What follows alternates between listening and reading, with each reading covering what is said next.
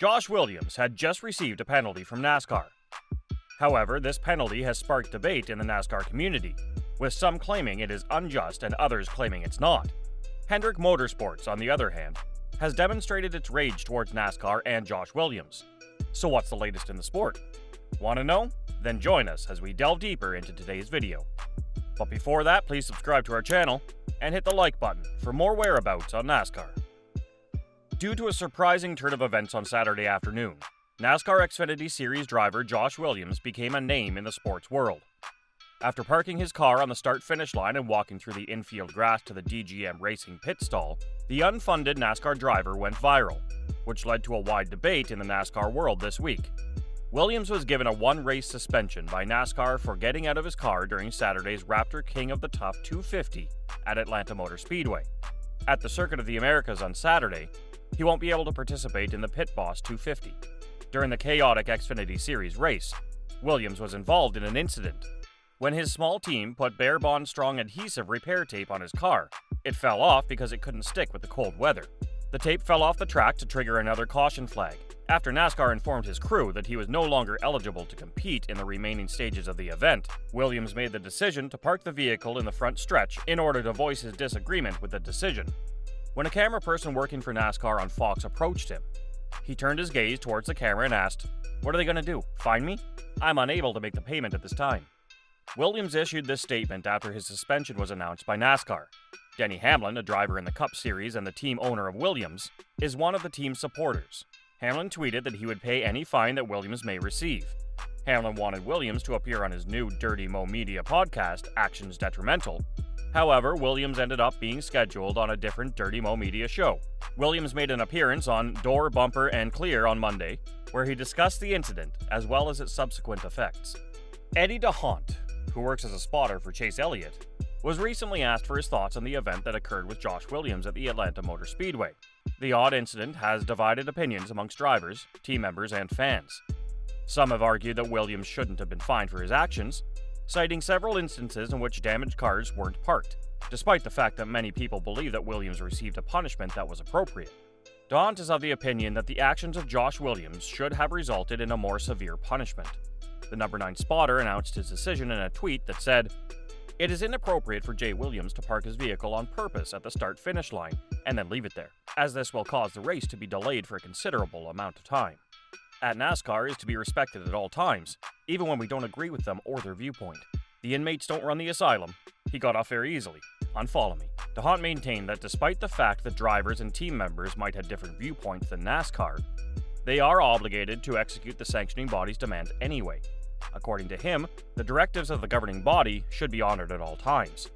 Due to the fact that Eddie DeHont has spent a considerable amount of time in and around the NASCAR garage, he might have a point. NASCAR said, Williams, the driver of the number 92 Chevrolet Camaro, was found in violation of sections 4.3.A, 4.4.B and D, 8.7.6, NASCAR's member code of conduct, and in-race violations for not following a NASCAR request. Williams said something on Twitter about the suspension for one race. It says, "After NASCAR's statement about the penalty from Atlanta came out, I want to take a moment to say thank you. I want to thank my sponsors, Alloy Employer Services, Call811.com, Coolray Heating, Cooling, Plumbing, and Electrical, Starbright, Startron, Sleepwell Inc., General Formulations, and Pegleg Porker for their continued support. Thank you to all my fans for loving me and sticking with me," he said.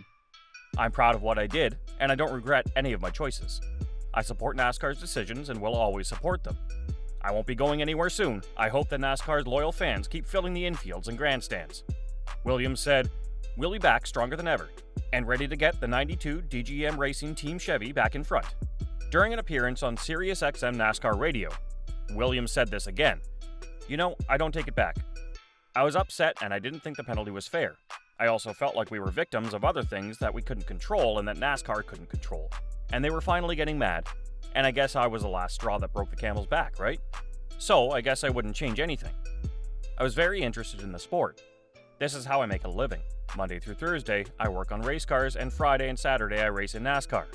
I did what I did because I didn't think it was fair. We'll move on and try to learn and get better." Williams went on to say that he thinks NASCAR would not have punished him in the way they did if the accident had happened during the first caution.